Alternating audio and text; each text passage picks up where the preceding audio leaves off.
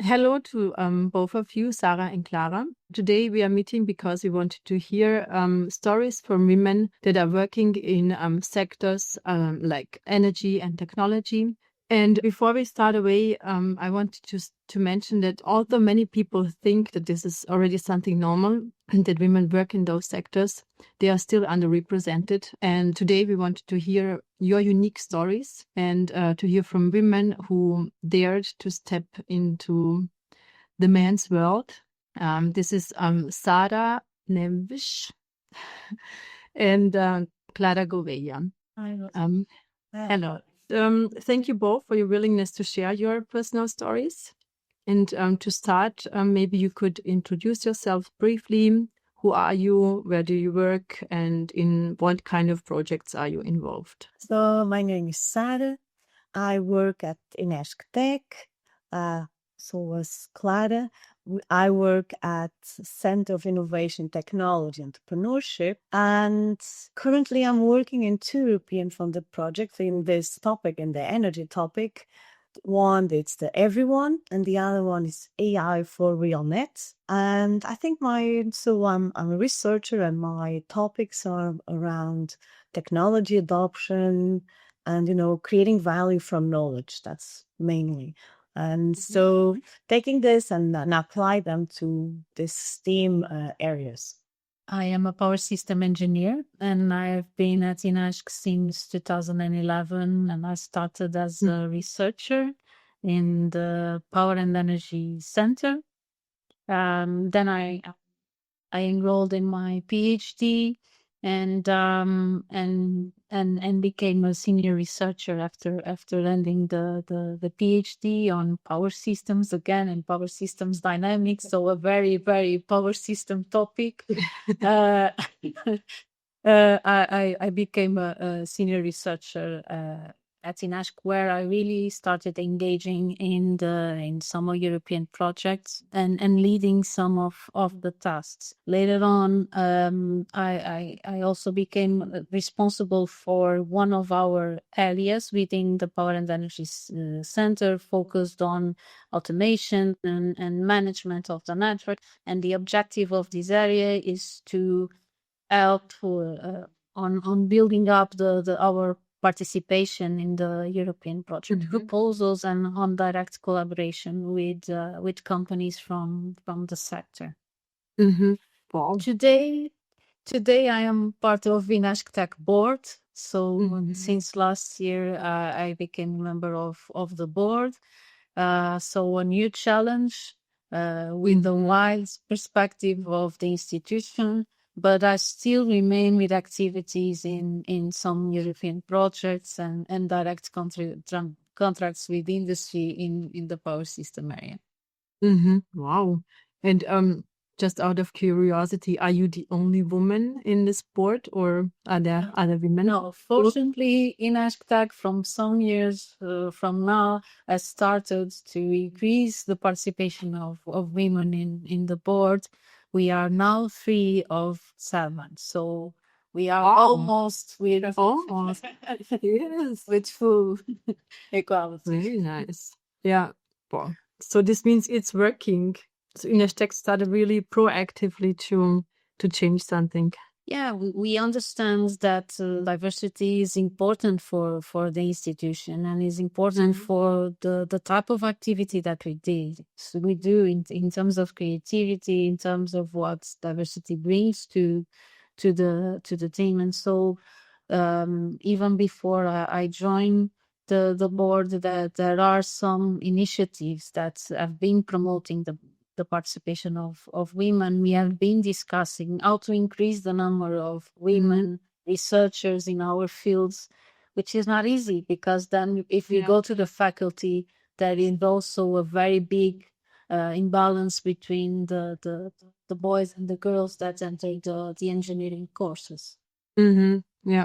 So it's still, you still see it. Yeah. One of the most interesting things is always to hear the story, the beginning of the story. So what inspired you to take this career path? Yeah, I think you should start a little bit. I think this time it's your time. Okay, well, I did not. Your board has energy. It's like energy running.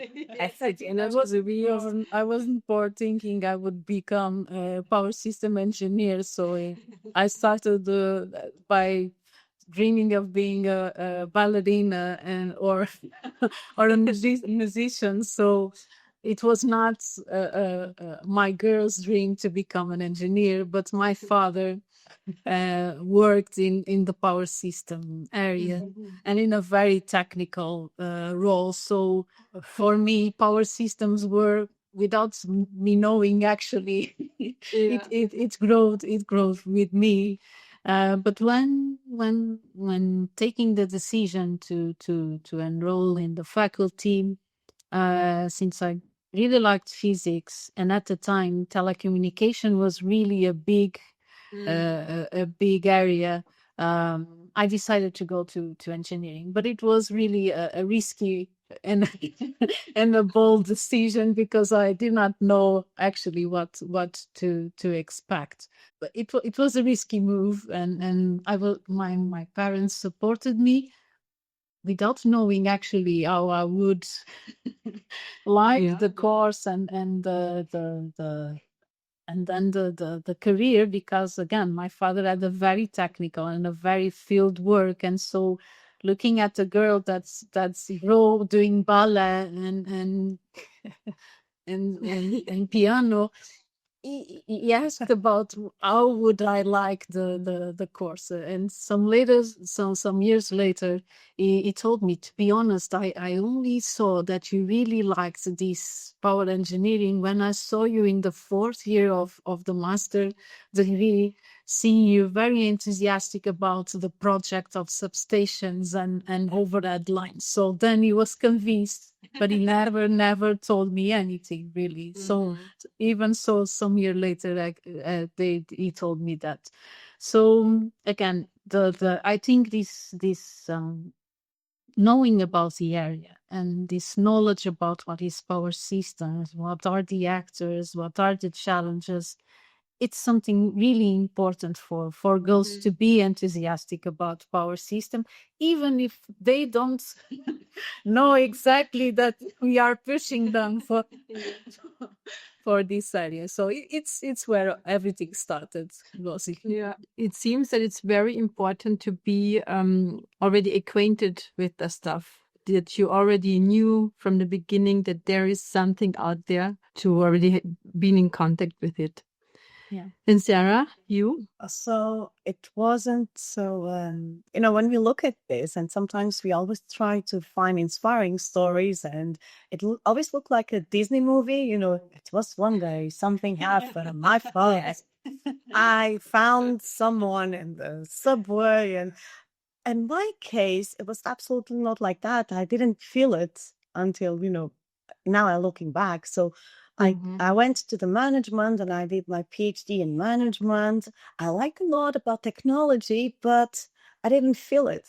And then I started working at INESC TEC, and, we are almost 1,000, and most of them are like, not sure how many, but most of our colleagues, they're all engineers. And with this, sometimes it's people that working with us and seeing their stories, and they starting involving us, mentoring us. And I always felt I'm a quantitative person. I like maths, I like statistics. And I always liked the projects more on this side and less on creative industry and psychology. I just like this projects more. But I don't think I think it was like step by step. I didn't feel it. I climbed a ladder that I didn't realize I was going to that one. And now looking back, it was like the little steps, the people around us talking, and they're enthusiastic. Yes, enthusiasm. Yes. Just to make me also liking it. So not always it's a Disney movie or but it happens. The people that will inspire you along the way, and Yes. the professors, and the way also, I think, in the faculty. For me, then to select power systems, it was a matter of the different disciplines and the different teachers and the way that they talked about the challenges and the areas that make you take the decisions and to choose your role. So this is also very, very important, I think. Yeah. Teachers and the courses. Yeah, and the people that help. I mean, it's already help enough or support enough if there is not additional barriers that you have to step over. When I finished the engineering course, I decided to go to the field. So I went to work with the boots and with the helmets because I needed to, and I was very enthusiastic about knowing a bit more of what was outside and to see real things. So I was working on the transmission and distribution substations, doing some commissioning tests on protection and automation. And it was really interesting because I was the only girl within the substation. But to be honest, most of the times people were really, really nice and explaining, and I did not feel the difference is obvious, right? But I did not feel reduced in my tasks, So it was also a very empowering time. It was not too much time. It was 6 to 8 months, not more than that. But it was really nice to have that experience and to be able to deal with the field work and also to interact with the field engineers. Would you say that there were also moments where you felt that because you are a woman, things or the job was done differently, or you brought another perspective into a project or into your work? Sometimes if I look to the work and, both of us are quite positive and we look to this with really good eyes because we work in an institution and with project and sometimes European projects that they leverage and they promote this equality. So sometimes we don't feel it the way we know that all other colleagues of us feel. But I don't think I have any bad experience besides, I don't think I have really bad experience.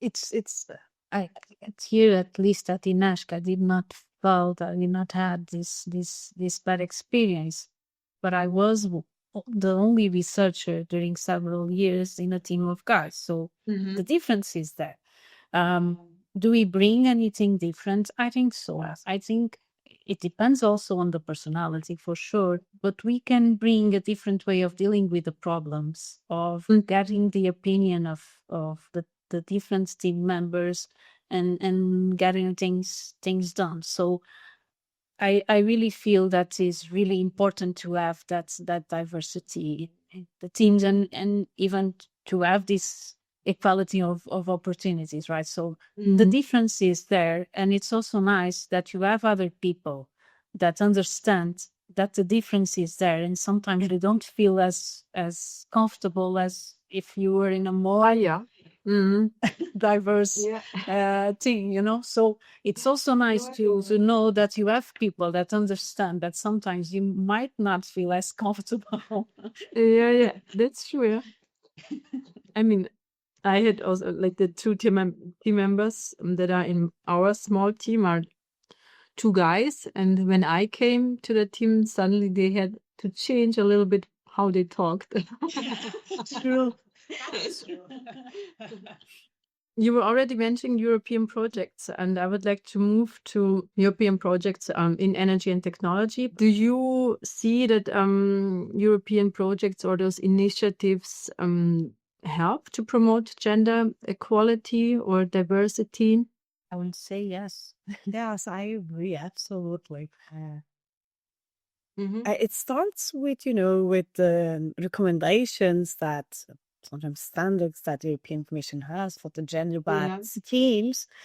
But I think it's more than that, because even having different teams, different institutions from different countries, and more than different countries, also within different sectors, some more public, more private, research institutes, consultancy companies, and even small, medium enterprises. I think sometimes all these different people together make us, work together, and then and we don't see the barriers because there are so many barriers. We within the European Union countries, we are different. Same way the institutions are different, and the knowledge that we are bringing into the projects and the expertise are different. So we have so many differences that being a woman or a man, it's just one more. I think it's Yeah, the collaboration is it's a very good opportunity to know the different realities and to understand how the different countries also work on the energy sector, and to have the opportunity to talk to these different people, to these different examples. This is very important, not only for our career, but also to empowering what we do, and to be able to present our work, to discuss this in a very open and with very clear rules on this operation, without any barriers in terms of gender. So I find it very, very important. Even, of course, the rules and the recommendations from the commission out for sure, but in the end, this is really opportunity for us to present our work and to be equal within a very diverse team, and to build up on our path. Yeah, for me it's also already helpful that it's like a rule, like a standard, that gender equality, diversity, inclusion, and so on should be promoted. And if it is promoted, you get bonus. So it's already like that there's the standard and you feel already supported. Looking into the future or looking at young girls, is there any advice that you would give them if they would like to start a career in energy or in the STEM sector? I would say to take the risk, just go for it. Sometimes I say I'm don't be afraid of taking the risk and the chance of not liking to do something. So you can always go back and you can always choose a different path. But we need to be a bit more confident to take some challenges that we really don't know what will be, and to be all right with being uncomfortable, because you will be uncomfortable sometimes. You will arrive to a room that probably is full of men. It's not full of girls. So somehow you can feel uncomfortable. This is okay, but because then you will start talking about your work and things will be all right. And people will look at you from what you do and not if you are a girl or a guy. So it's okay to be uncomfortable. It's okay to take the chance. And I think this is the key message. So be bold, take the risk. And it's a very, very interesting area with a lot of different challenges. It's not about field work. We have today a very diverse activities in the power sector that I think are very interesting for what we like to do. I'm just thinking if any young girl, young woman really have a passion or think, maybe just think I may like it, just go for it. It's gonna be your talent, with an effort, of course, like everyone, with an effort that can succeed, and it can succeed in all kind of areas. So yes, I think that's just go. And life, it's not full of the best choices. Sometimes we need to go back, sometimes we change, sometimes we lose 1 year of our life because we decide to change the course, the degree that we are doing. But it means we are going to the direction that we believe that's the best one. And within the energy sector, we can be uncomfortable, but sometimes because we are the different one, and men now are realizing that we can now. Okay, it's not now, but they realize they have something different that they can add, and most of them are really welcomed because I think it's culturally changing. So I think we are going to a really good step. Yeah. No, and as we become more, it's always easy for the others to follow. Yeah. You know? Some time ago, and I'm going back to the stories, but some time ago, in a European project, I was talking to a colleague that works in a company, and she also studied here at the faculty, and she told me, sometimes I looked at the papers and I saw your name. And it was really interesting. I said, oh, she's the only girl in the middle of 3 or 4 professors and so on. So this was something that empowered me to go on. I never thought about this, I never thought that the fact that I have the name or that I participate in the project A on the presentation, that somehow facilitates the other ones that come to also participate. So this is also interesting. And I think as we grow and as we participate more, it's become easier to have more girls in STEM and more girls in energy sector for sure. Yeah. I truly believe this too. It's easier to step in if there's already another woman. Yeah, and sometimes because of this and because, mentorship, if I think everybody, and I think it's either gender, we are willing to give mentorship to help someone. So just sometimes me making a call or sending an email, it's the easiest way to get into contact. And then, step by step, you're already in. And then it's your way out. But, just and another story. We are celebrating at INESC TEC our 14th anniversary. And this week we had a big celebration, and they were showing some photographies from 1985. And that, I think there was absolutely no woman in the pictures. They were like, no. And now, and it's real. I thought it was amazing to see it, and now it's completely different. And it's that was really funny, the picture. So besides the hairstyles was the hairstyle from the 80s, but now it's, if you go to a room to the same session, I think they're like equal. So almost. That's right. But we were just Yes, but many more for compared to in the beginning. way more.